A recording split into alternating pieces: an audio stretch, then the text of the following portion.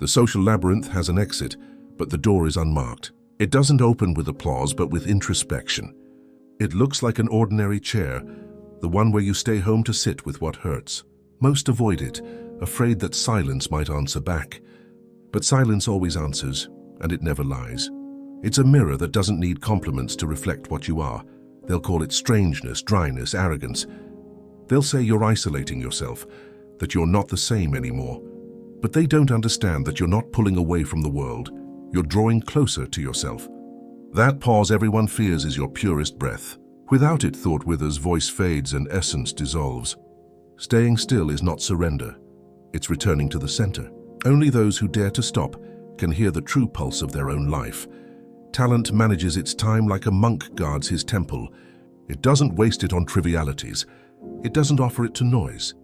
Every minute a man gives to distraction is a gem that falls to the floor and shatters without a sound. Come on, just for a bit, they say, and that bit becomes a night. It's nothing, they repeat, and that nothing accumulates until it devours years. Thus decades vanish, minute by minute, smile by smile, toast after toast, until life becomes a sequence of interruptions disguised as experiences. Not all company is a prison, but every prison begins with company. At first it promises shelter. Later, it imposes schedules. Those who surround themselves unconsciously end up mortgaging their freedom in invisible installments. Society doesn't cage you with walls, but with expectations.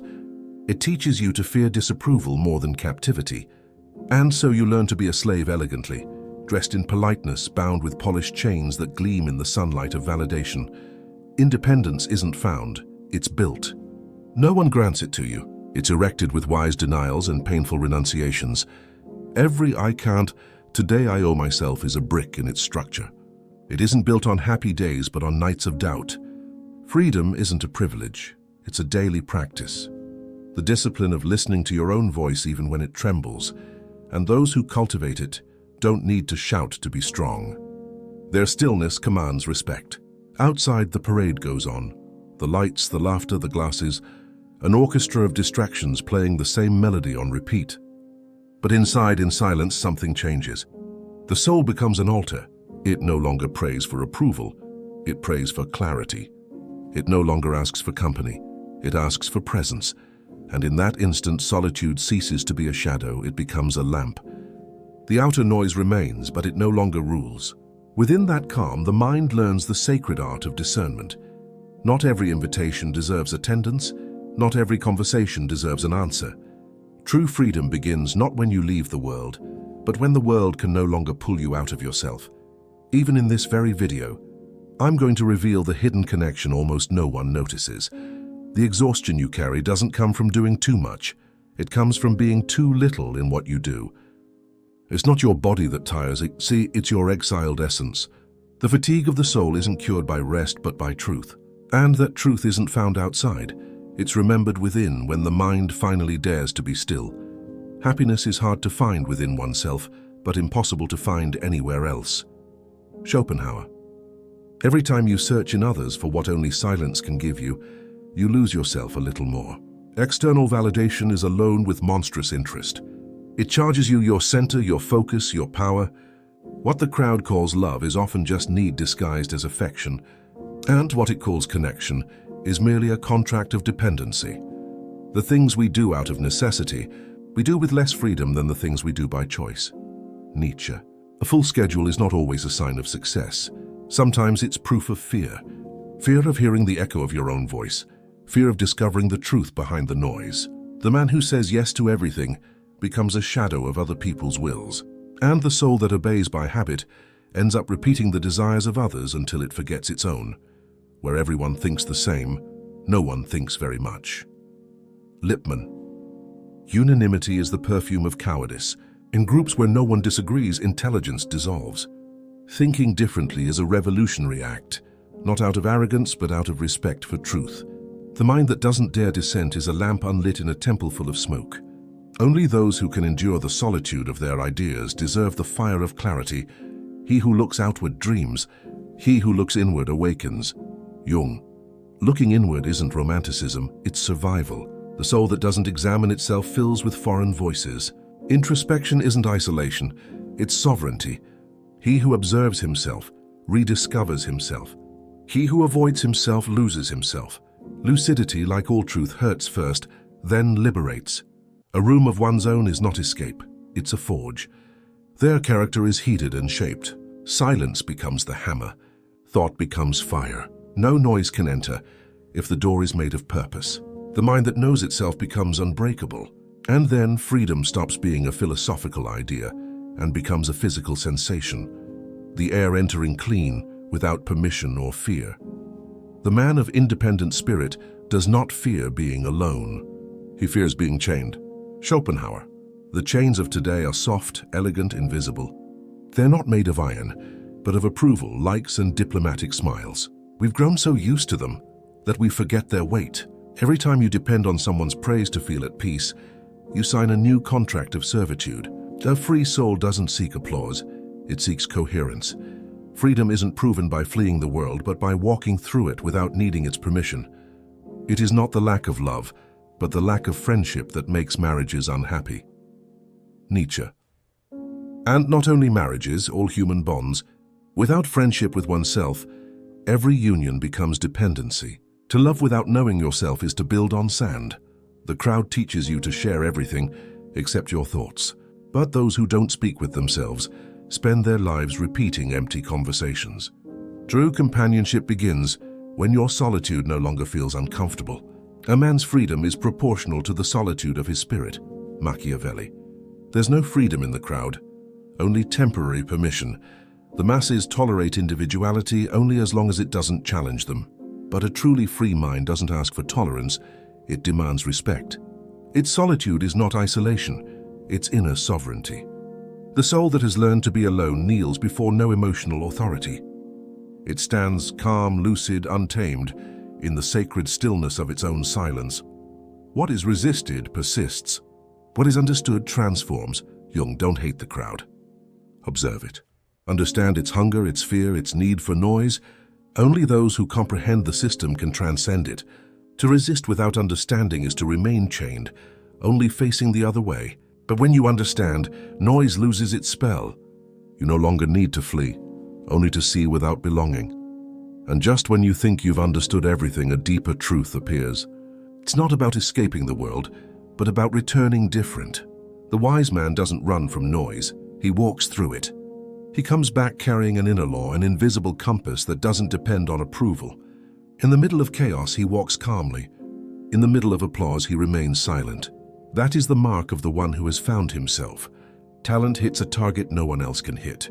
Genius hits a target no one else can see. Schopenhauer. To see that target, you need darkness. The fair ground of opinions blinds with its cheap light. The deepest ideas aren't born in meetings, they're born in the shadows where the soul speaks to itself without witnesses. Protecting an idea from premature judgment is an act of love. Creation doesn't bloom in the haste of applause, but in the silent soil of patience. He who does not rule himself is ruled by anyone. Machiavelli. To govern yourself is to manage your attention like a kingdom. You can't let just anyone enter your mind and plant their noise. Attention is sacred territory. Those who fail to guard it end up exiled from themselves. It's not power that makes you free, it's inner control. Disciplined will is the weapon most feared by the crowd because it can't be bought or imitated. Where there is great will, there cannot be great difficulty. Machiavelli. The world is full of talent but starved of will. Will is forged in solitude, when no one applauds, when no one watches. That's where faith in oneself is tested. Difficulties don't disappear, but they shrink. What once seemed like a mountain becomes a hill, and the soul once enslaved by its surroundings becomes their architect. Do you really choose the crowd, or does the crowd choose you when it looks at you with a hunger for hours? What you call friendship, is it a refuge or a showcase, a company that sustains you or a mask that slowly empties you? If you turn off the noise today, is there still someone inside, or only the weary silhouette of the one who traded peace for belonging? A man can be himself only while he is alone. If he does not love solitude, he will not love freedom. Arthur Schopenhauer. The scene opens like a dark canvas, a glowing screen, a sliding thumb, a weekend curated like a sacred display. Brunch, the right meeting, the perfect house. Outside, laughter forms a necklace of appearances. Inside, a room with no windows where foreign voices hang like portraits. There is a promise in the notifications, an altar on every table with glasses, a mirror fogged with compliments, and yet beneath the music, you can hear the faint snap of a chain, the one that trades authenticity for applause. Noise baptizes the name with foam and proclaims it connected. But foam does not nourish. It only hides thirst beneath its shine. In the cafe, the office, the Saturday night room, smiles are currency and silence is suspicious. You enter wearing the costume of pleasant and leave with your pockets emptied of yourself. Every social transaction, when it lacks roots, collects its payment in invisible installments. A laugh that wasn't real, an opinion bitten back, a fatigue that comes without running. It is signed with the pen of habit, paid with hours that never return. The mirror gives back a well-fitted mask, and behind the mask, the yawning face. There is a secret price for validation. It always demands the first fruit of your morning, the piece that was left of your afternoon, and the final fire of your night. Noise promises a tribe. It delivers a committee. It promises home. It delivers a stage. It promises skin. It leaves paper. Then comes the crack. A phrase you didn't say, a table you didn't know how to leave, a yes that burst your boundary. And in that crack you remember, what is socialized without substance doesn't connect. It compromises. It doesn't grow friendships. It builds facades. It doesn't make you real. It makes you convenient. The hall lights up with artificial brightness, but none of it can illuminate the truth hidden behind measured smiles. Perfect faces, repeated conversations, rehearsed laughter, the modern mass of the ego. In that theater, authenticity is rented by the hour, and the soul, tired of acting, hides in an invisible corner of the chest. The air smells of perfume and pretense, a mix that intoxicates the herd and numbs consciousness. No one notices that collective happiness sounds like an echo, and echoes, when repeated too often, end up hollow. Joy without roots is just tuned noise, and when the soul stops resonating with what's real, every celebration turns into a disguised funeral, looks cross like soft swords, each one seeking recognition, not connection. Empathy is confused with strategy, company with truce, affection with contract. Everyone wants to be seen, but no one dares to truly look. Bodies move in synchrony, but thoughts scatter like smoke, afraid to be alone. Because in this crowd disguised as communion, silence is the most feared heresy. The soul watches the scene from a distance that cannot be measured in meters but in lucidity. It perceives that every word thrown into the air carries a hidden intention, a debt of affection or approval. Laughter doesn't sound free but conditioned, and hugs are promises that don't survive the first absence. Beneath the lights of the hall, humanity confuses itself with a market. Ideas are sold, validation is bought, masks are exchanged in the name of connection. No one notices that every light conversation weighs tons on the soul, and that every small gesture of pleasantness is a coin that pays the price of being accepted. Noise fills emptiness like emotional cement until there's no room left for original thought. And in the middle of the clamor, an inner voice rises, the one Schopenhauer called the echo of the authentic self. It asks you without words, how much of you remains when everyone is looking? How much of your essence survives applause? In that instant, even surrounded loneliness sits beside you, silent, patient, like a mirror that needs no flattery to reflect what's real. The crowd teaches better than any teacher, because its lesson needs no words, it only needs to drag you. It rewards docility and punishes independent thought. It doesn't use a whip, it uses laughter. It doesn't command with fear, but with charm, and whoever surrenders to its allure ends up obeying without noticing the chains. Society doesn't domesticate with force, but with invitations. Every "come on, it'll be fun" is another thread in the web of noise. Authenticity is pawned like an old jewel to buy new belonging. No one notices the exchange because it happens inside the chest, where no eyes reach. In exchange for acceptance, you give your voice. In exchange for smiles, you give your calm. You leave the place feeling accompanied, but when you get home, you sense a wider hollow, an empty room within yourself. Borrowed company doesn't heal, it distracts. Social noise is a catchy melody that disguises anxiety. Everyone hums it so they don't have to think about its lyrics. If you dare to sing in another tone, the crowd smiles politely and changes your table. There's no hatred in it, only discomfort. Free thought sounds off-key in the choir of consensus. And what the group cannot understand, it silences with applause. Inside the soul, a labyrinth takes shape with no clear exit. Corridors of commitments, doors of courtesy, mirrors reflecting retouched versions of oneself. You walk believing you're moving forward, but every corner leads you back to the same point, the fear of being alone. Because solitude, that word everyone pronounces with dread, isn't the absence of people, it's the presence of oneself. And then when exhaustion reaches even your smiles, you understand the oldest deception. Being everywhere is not being in yourself. Freedom isn't lost in great wars, but in small yeses, one for every night you swallowed your truth, for every toast where you faked joy, for every conversation that silenced your inner voice.